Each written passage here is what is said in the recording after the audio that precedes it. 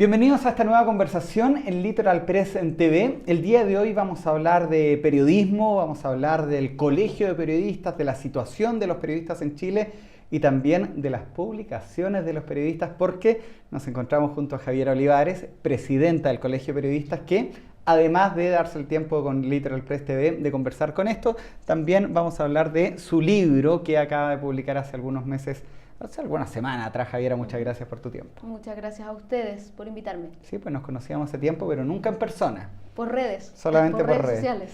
Javiera, me gustaría primero que habláramos de tus casi ya un poquito más de 3 años al mando del Colegio de Periodistas. Me gustaría saber, o que le expliques tú también a los televidentes, ¿en qué consiste este colegio?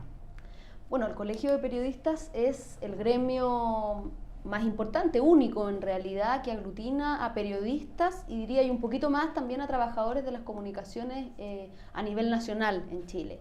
Este es un gremio que existe de mediados de los 50, del año 56 para ser exacta, y surge justamente cuando las escuelas de periodismo estaban recién iniciándose, por lo tanto no existían periodistas titulados. Lo que había era en el fondo gente que de oficio había desarrollado esta tarea y entonces ellos a través de la ley y de la creación de este colegio reciben, ¿cierto?, el estatus profesional de periodistas y entonces comienzan a surgir también los periodistas ya profesionales de las universidades más importantes. En ese tiempo la Universidad de Chile, ¿no?, la Universidad de Valparaíso, la Católica de Valparaíso, después la Católica de Santiago, la UPLA, las primeras universidades. Así que tiene un tronco histórico bien relevante y lo que hace fundamentalmente es defender el ejercicio de la profesión periodística y, por cierto, cuidar la realidad de los y las periodistas en Chile. Exacto, tú ya llevas 3 años al mando de esto. ¿Cuáles fueron las situaciones que te encontraste cuando empezaste a ejercer como presidenta y qué se ha ido mejorando además de las tareas pendientes que tienen? Yo creo que lo primero con lo que nos encontramos cuando llegamos a dirigir este gremio, que es un gremio complejo, porque si bien somos trabajadores y trabajadoras del mundo de las comunicaciones también, como todo colegio profesional, muchas veces se genera esta duda, ¿no? Bueno, soy profesional, soy trabajador, ¿cómo cuido mis derechos? Y además en una tarea tan sensible como es la producción finalmente de contenidos informativos y culturales, que es buena parte de lo que la gente consume a la hora de discutir cuestiones, materias, de tener una idea de lo que está pasando en Chile y en el mundo, entonces bien sensible. Entonces lo primero que nosotros planteamos fue, bueno, lo que hay que tener claro es que nosotros, si bien estudiamos en la universidad, somos trabajadores también, y como trabajadores tenemos que tener respetados nuestros derechos básicos. Y al revisar en qué estado estaba esta realidad, nos dimos cuenta que existe una altísima precarización laboral y del trabajo entre el mundo del periodismo. ¿El periodismo es un trabajo precario en Chile? Yo me atrevería a decir que hoy día sí. Mira. Yo me atrevería a decir que hay mucha precariedad desde el punto de vista laboral, es decir, condiciones laborales básicas, me refiero a contratos precarios, jornadas horarias extensas que utilizan subterfugios para sobrepasar la ley, persecución sindical, o sea, imposibilidad de armar sindicatos a propósito de esta idea de que no, ustedes no son trabajadores, son profesionales, trabajan en la comunicación. Pero además también yo me atrevería a decir que hay una precarización intelectual también, porque con esto de que todo tiene que ser rápido, de que no hay tiempo para leer, de que no hay tiempo para investigar bien, por ejemplo, el periodismo de investigación no tiene hoy día financiamiento fuerte para existir, y obviamente los contenidos y el estudio de los y las periodistas a la hora de desarrollar su trabajo es, a mi juicio y a nuestro juicio, insuficiente y desgraciadamente muy precario, lo que finalmente termina con precarizar los contenidos muchas veces. Uno de repente tiene que mirar para atrás y personalmente he tenido la suerte de trabajar en empresas como CNN, como TVN, donde siempre había un contrato de trabajo, entonces cuesta entender que colegas nuestros, ¿cierto?, que son amantes de las comunicaciones como uno, trabajen también sin contratos de trabajo. ¿Es común ver eso en el periodismo hoy? Lamentablemente sí, y se ve mucho más en regiones. Por ejemplo, en las regiones, sí, a diferencia de la capital, se produce que muchas veces los periodistas, y no solo los periodistas, los técnicos que están detrás de cámara, comunicadores, mucha gente de radio. Exacto, trabajadores del mundo de las comunicaciones. Bueno, esta entrevista se ven 22 canales regionales desde Antofagasta a Punta Arenas. Seguramente ahí los colegas que nos vean o los trabajadores de este mundo que nos vean me hallarán razón cuando yo digo que muchas veces en regiones hay que buscar más de un trabajo, más de de un espacio donde trabajar para poder hacer el sueldo. Y muchas veces sin contratos lo suficientemente fuertes o con las posibilidades de tener, digamos, tranquilidad laboral. Obviamente hay excepciones y hay buenas excepciones, pero también yo creo que es relevante decir, por ejemplo, de que como los periodistas y los trabajadores de las comunicaciones es lo que la gente ve en cámara, escucha en radio, muchas veces los problemas de este tipo de trabajadores no son noticias, porque también los empleadores buscan que estos propios trabajadores no cuenten muchas veces de su situación de precariedad. Y eso te pongo un ejemplo, han habido canales importantes de televisión con sindicatos importantes en huelga y por supuesto eso no es noticia en ningún canal de televisión. Entonces, así como también pasa con otro tipo de trabajadores, recordemos recientemente la huelga de Home Center. Entonces aquí hay como un círculo un poco vicioso que también tiene que ver con quiénes son los propietarios muchas veces de medios que tienen intereses en otros sectores productivos que no están interesados en que este tipo de temas salgan a la luz. ¿Cómo podemos mejorar eso dentro de las comunicaciones? Vamos a hablar de las comunicaciones más del periodismo, me gustó esa separación que hiciste. ¿Cómo se puede mejorar desde el mundo del periodismo, no de las comunicaciones? Bueno, nosotros, yo te decía, cuando llegamos a dirigir el Colegio de Periodistas vimos un problema de precariedad laboral, pero también vimos un problema de precariedad a nivel de política pública en materia de comunicación. O sea, el Estado de Chile, desde el fin de la dictadura, el inicio de esta larga transición, ha tenido como pariente pobre el tema de la política pública en materia comunicacional. Y nosotros creemos que eso se mejora, se enfrenta, bueno, legislando y regulando en esta materia. En otros países es impensable tener el dueño de un canal de televisión incidente, importante, que a la vez sea también dueño de un banco, por ejemplo, o de una cadena de retail, o que tenga propiedad también en una cadena de radios. Entonces, creo que son temas que hoy día la ley debe regular, que no significa coartar la libertad de expresión, muy por el contrario, significa cuidarla. Me acordaba una de las empresas que conocí dentro del mundo de las comunicaciones, tenía un contrato diario, o sea, la persona iba en la mañana, el técnico, porque a los periodistas no se la hacen, a los técnicos sí, iban en la mañana, los contrataban, terminaba su jornada en la tarde el día lunes y lo despedían. Pero después volvía el martes y lo volvían a contratar y eso se da. Sea los fines de semana, los famosos contratos de fines de semana se da sobre todo y una realidad. Siempre se ha dicho que la carrera, o estuvo el mito, Javiera, de que el periodismo una cesantía casi asegurada, una campaña, no sé si tú estabas de acuerdo o no en ese tiempo, lo podemos hablar, de no seas un cesante ilustrado. ¿Cuántos son los porcentajes de cesante en el periodismo hoy, cifras que ustedes manejen? ¿Existen, no existen? ¿Cómo ves tú la realidad?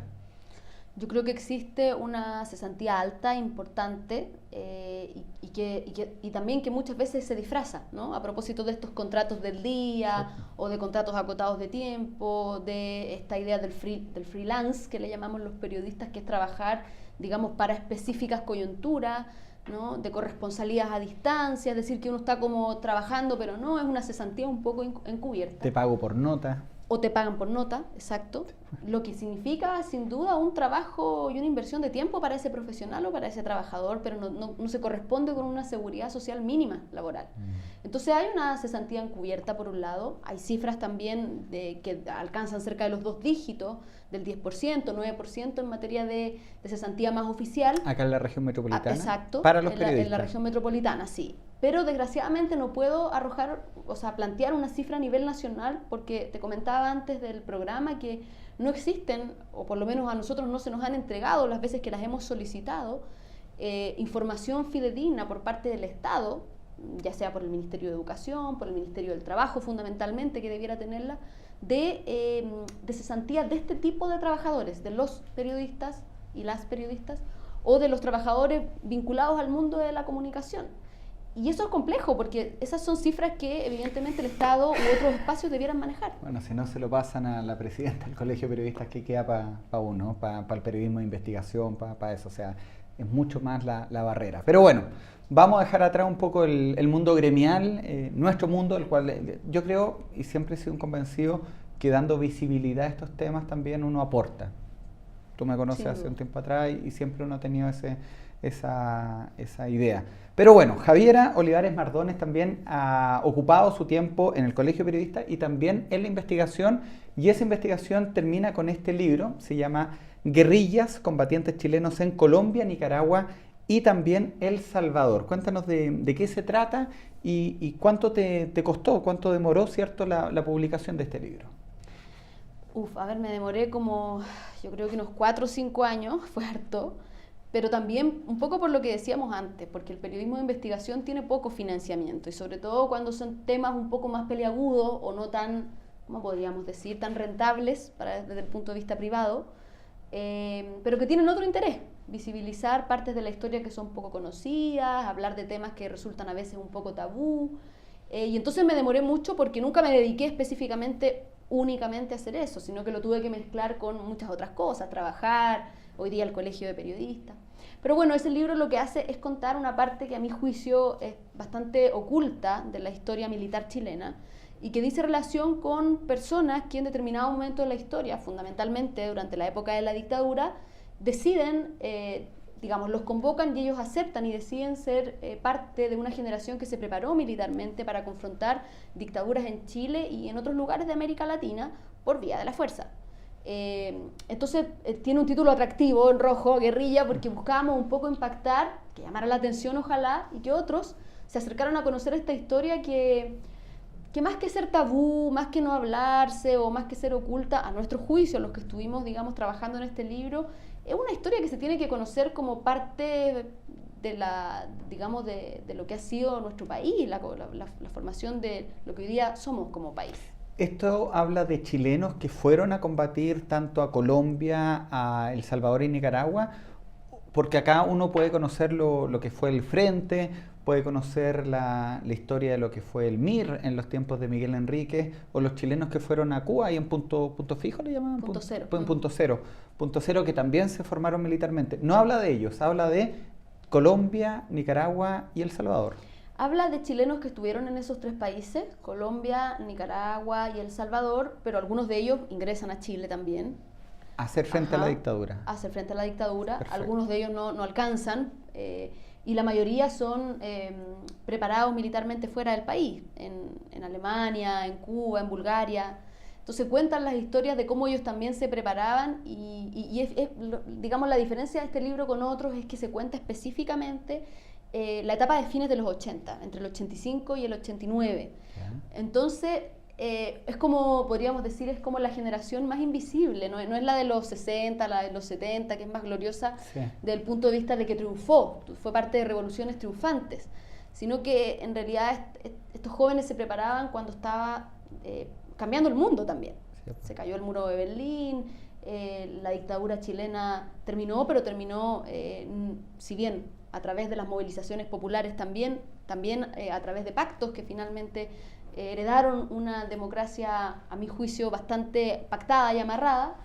Entonces también cuenta un poco las historias humanas de estos jóvenes, qué les fue pasando a ellos, cuánto soñaron, cuánto sufrieron, qué están haciendo hoy. Son gente, la mayoría todavía joven, relativamente entre 40 y 55 años.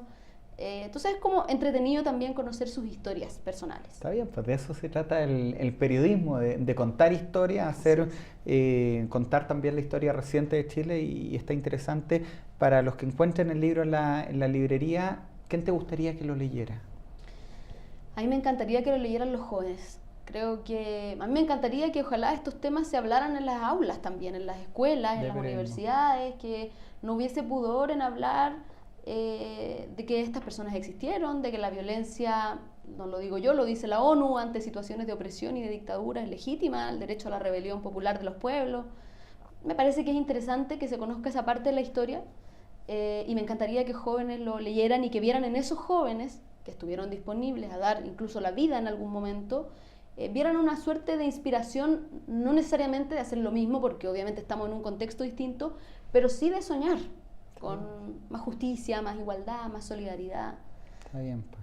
Javiera, yo no sé si ya concluyendo la entrevista te puedo preguntar de esto, pero yo escuché por ahí que tú ibas también con alguna candidatura para el mes de noviembre, ¿es verdad? ¿Vas a dejar el colegio? ¿Cuál es tu futuro cercano, personal tuyo? Bueno, obviamente por lo pronto mi tarea es en el colegio de periodistas. Sin perjuicio de eso, hoy día yo milito en un partido y el Partido Comunista está buscando y planteándose distintos nombres de hombres y mujeres quienes del mundo social podamos también aportar a la lucha en el Parlamento. Y en ese momento mi nombre también ha sido uno de los nombres que ha estado barajado como una precandidatura y estamos trabajando en ese sentido también. ¿Y usted está disponible? Yo estoy disponible sin duda a avanzar en la profundización democrática de Chile. Y yo creo que hoy día necesitamos un Parlamento, por ejemplo, que apruebe la necesidad de una nueva constitución discutida por los ciudadanos y las ciudadanas, a través de una asamblea constituyente, ojalá. Y si tengo la posibilidad de luchar desde el Parlamento para ese fin, lo haré. ¿Y en qué momento se decide esto? Hay que decir también que Javiera, por ejemplo, dentro del Colegio de Periodistas fue la primera militante comunista en ocupar este cargo después de 43 años. Bueno, antes no, era medio complicado, pero... Antes del golpe había un presidente comunista también, pero lo que sí soy la primera mujer. O sea, lo que no habla muy bien de la equidad de género del gremio, pero... No, pues. Guillé fue presidente. Alejandro Guillé, el claro, senador hoy día y candidato a presidente, fue presidente del Colegio de Periodistas. Mira, así que bien, pues. La vi el sábado ahí con Alejandro Guillé, por eso hacía la proclamación tuvimos una actividad el domingo. El domingo, el fin de semana. El fin de semana. Está bien, pues, cuando ya esté la candidatura en viento en popa, ahí podemos volver a conversar ya, no de periodismo, sino de cuáles son sus propuestas. ¿Me parece? Tiene la puerta abierta. Muchas gracias. Muchas gracias, Javiera. Gracias a ustedes también por ver esta conversación. Recuerden visitar www.litoralpresstv.cl para ver esta u otras conversaciones y estar atento a la repetición de esta conversación en los diferentes canales regionales que la emiten desde la región de Antofagasta hasta Magallanes.